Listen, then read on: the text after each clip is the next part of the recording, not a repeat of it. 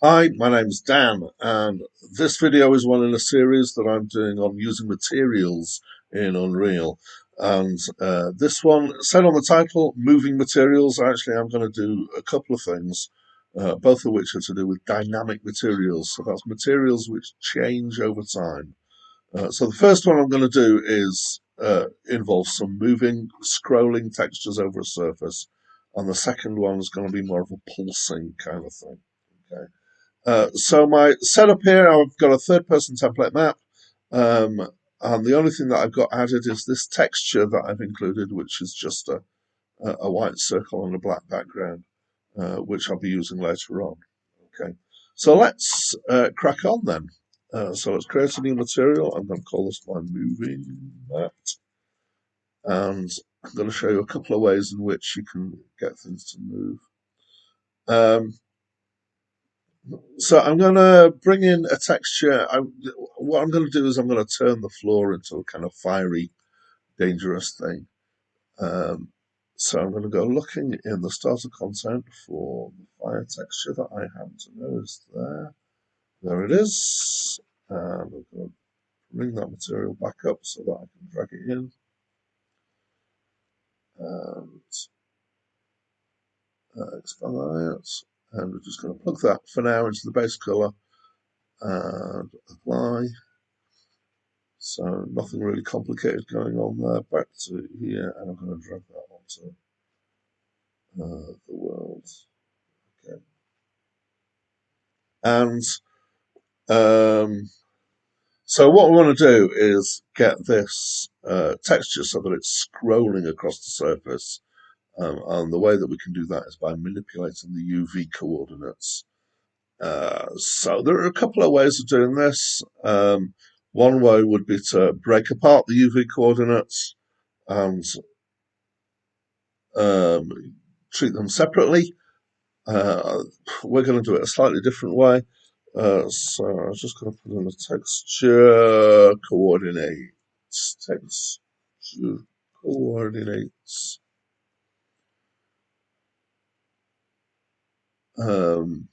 Nodes, and I'm going to have a variable that changes over time.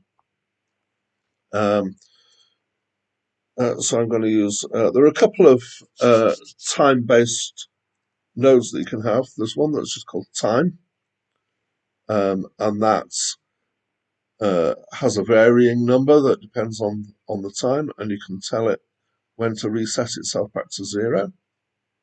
Um, and the other one is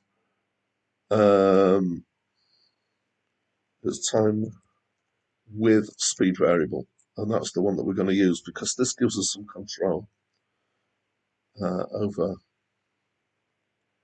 of the speed that we're going to use. And we're just going to drag this out as a constant and set the speeds to, for now, 0.2. And this gives the time variable that comes out there. Um, and it's, I'm not entirely sure what the number is, whether it comes out in seconds or what. But we're now going to take that and multiply that by a vector.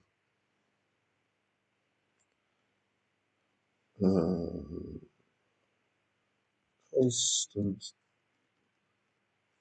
a constant 2 vector, and we're going to do 1 naught for that. And the reason we're doing that is because then this outputs 2 numbers, one of which is being affected by this speed, the speed time variable, and the other of which is not.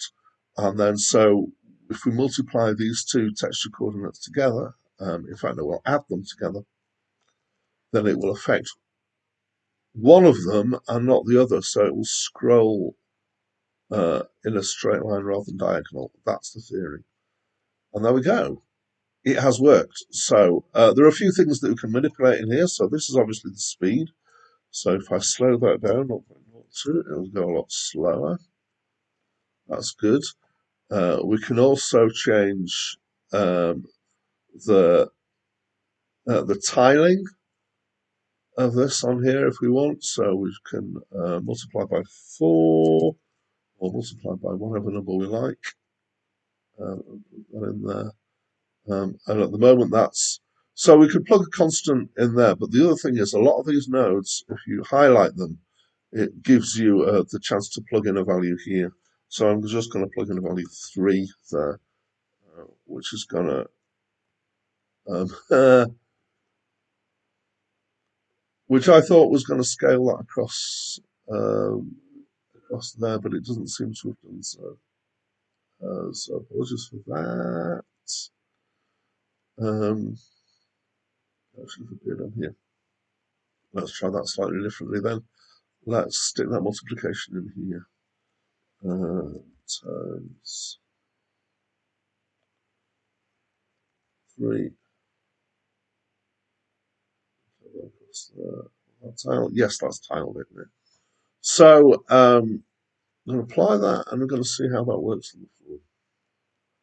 There we are, we've got a scrolling texture. So that was actually pretty quick to create a texture that's scrolling. You can also do textures that rotate, and that is also quite simple. So I'm just going to make a copy of that. And a copy of the texture coordinates. And I'm going to use a thing that's, so there's a specific node for this called a rotator. I'm just going to add that in there. And that allows us to, you see in here, it's got a center, so you can tell it where to center it, and that's in UV coordinates, and a speed. And as we pull that out of there, to replace that in there, that looks different because it's rotating, and we'll apply that and see what it looks like. And we'll see that that's rotating about a center up there. Let's do some tiling of that again. So I'm going to do that afterwards on the rotation. Let's try that. Multiply, and this time we'll multiply by 4.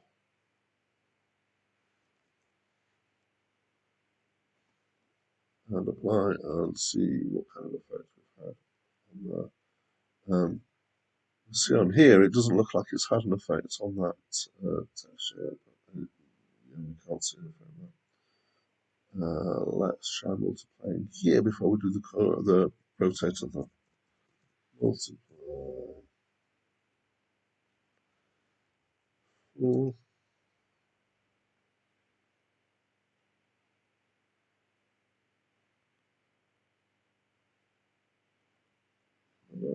So that has, you can see that that texture's been multiplied now. And it looks quite odd on here because it's a tile texture, but because we're doing it on a large floor, that's why why it looks reasonable. But also because we multiplied by 4, that center rotation point was somewhere over here. It's now been moved to over here, and that's because we're multiplying up those textual coordinates by quite a bit, and so it's moved over there. Let's see if we can change where that center is. Have a play with that. So that's in the rotator, and it's set at 0.5, 0.5, but that's been multiplied up quite a bit. Let's see what happens if we bring it up or if we bring it down. So 2, 2. I've done that on the principle that that's half of the 4 that we're multiplying by. That might have taken the rotation outside the sphere there. No, it's brought it kind of back down to rotation points somewhere around here. I wonder what happens if I want to move it further over. Let's so if I made that higher to, it moved it from nearer this corner down there. So in theory, if I do it by less, so if I maybe do it by 1.5, that might give me the effect that I want. which is kind of being roughly in the center of the room. I'll be lucky, of course. Yes, it's happened. So that shows the value of experimentation. Let's go back into the texture. So the other thing I'm going to do is I'm going to combine those two, and there are a couple of ways I can do this. I can either add them or I can multiply them. So if you're putting two textures together, if you multiply them, it tends to darken everything because your numbers are between 0 and 1. So if you had a halfway number, which is 0.5, and you have that in both textures, then that brings that down to 0.25. Okay, it still gives you a maximum of 1 and a minimum of 0, but it tends to have a darkening effect. Let's show that.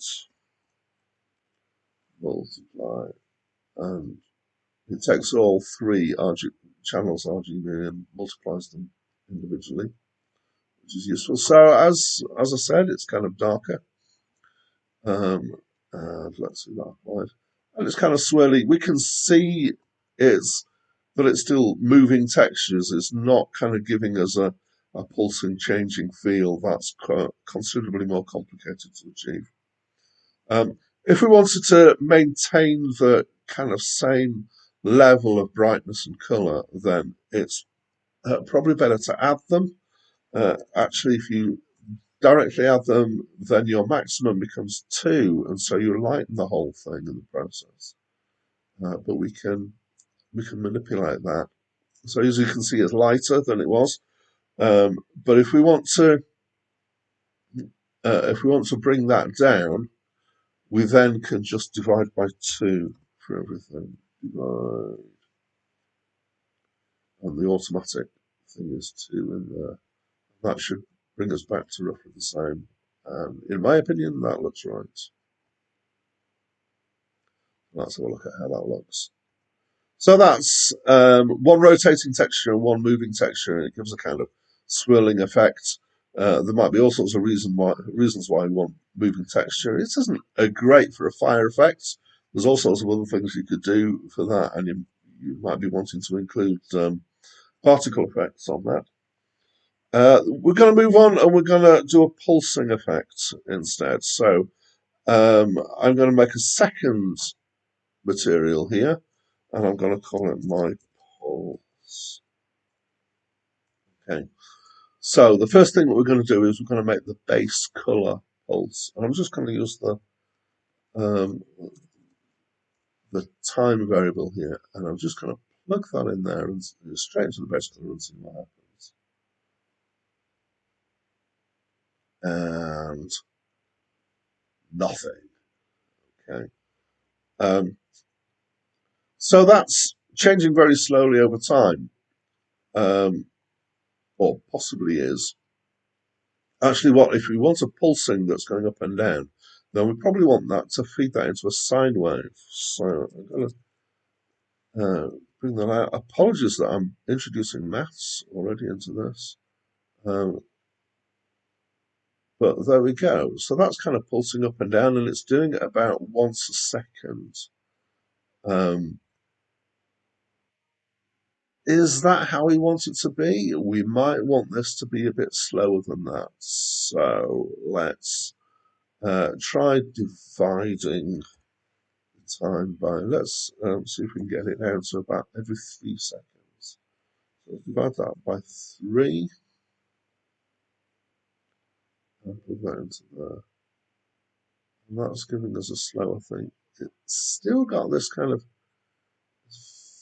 flicking, and it's a bit too kind of extreme. I want to compress the range of that because actually a sine goes from 1 to -1. So what I'm going to do is I'm going to divide that by 2 and add a half.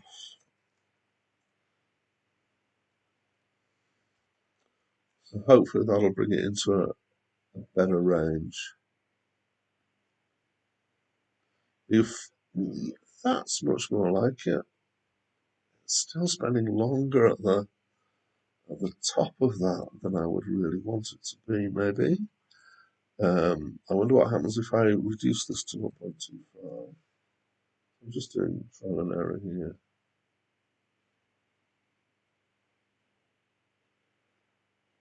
The other thing I'm going to do is I'm going to add a period here so that this will reset itself every 3 seconds.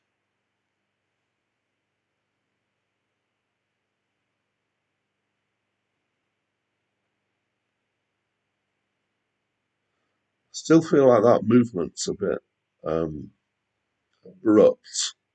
even if the time in between isn't. Um, and I'm trying to think what's the best way of dealing with that. I'm wondering what these values are that I'm getting out. So let's divide by more, divide by 4, and so into 5.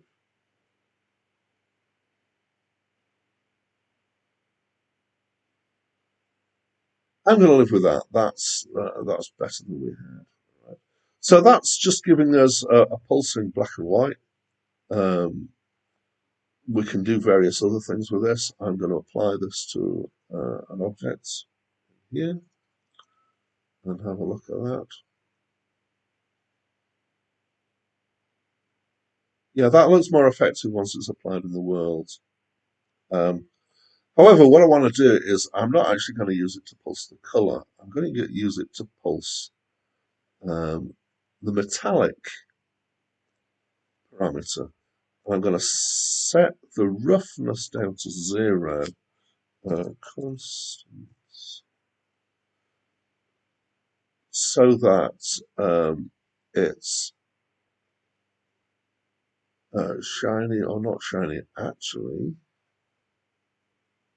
I wonder if it may be more fun to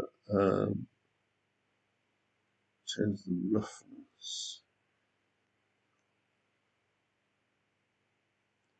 Oh, that is fun. That's great. Let's try that. I'm going to change the base color, which is just kind of, well, I think it's black. So I'm going to, and I'm going to constant 3 on there, not constant 0. Sorry, single constant. Constant 3 vector, which will allow me to pick a color, and I'm going to use a nice pinkish color just to kind of give it an overall pink cast. Let's see, and it's having this strange effect where it's becoming shiny, not shiny, shiny, not shiny. And we can increase that effect by um, upping the metallic to 1. I hope we increase that effect. So very shiny, rough, shiny, rough. Oh, that's very pleasing. Okay, let's have a look at how that's applied in the world.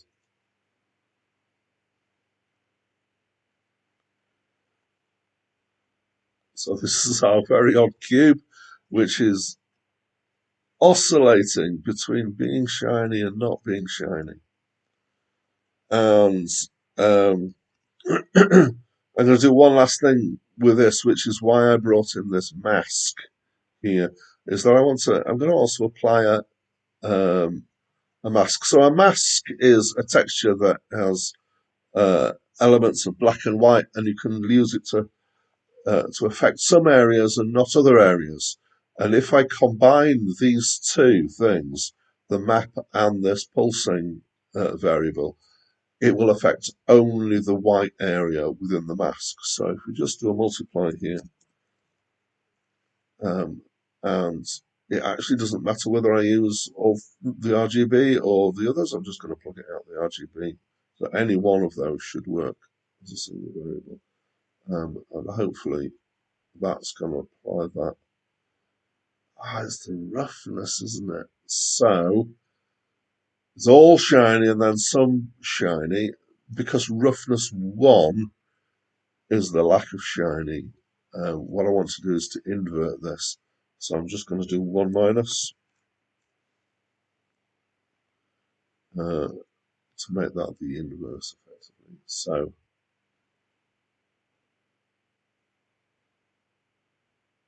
that hasn't quite worked how I expected. Let's stick that inversion in here instead. What I want is for some of it to be rough all the time and for some bits of it to go shiny. That looks like it's working.